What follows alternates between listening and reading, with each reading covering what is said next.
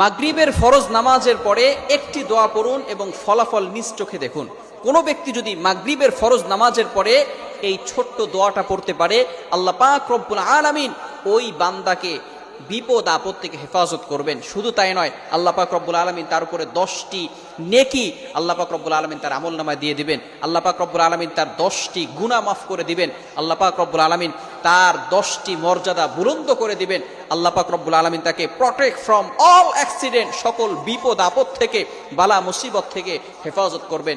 বড় বড় রোগ থেকে আল্লাহ পাক রব্বুল আলামিন ওই দিন তাকে হেফাজত করবেন। আল্লাহ পাক রব্বুল আলামিন অ্যাক্সিডেন্ট থেকে তাকে হেফাজত করবেন।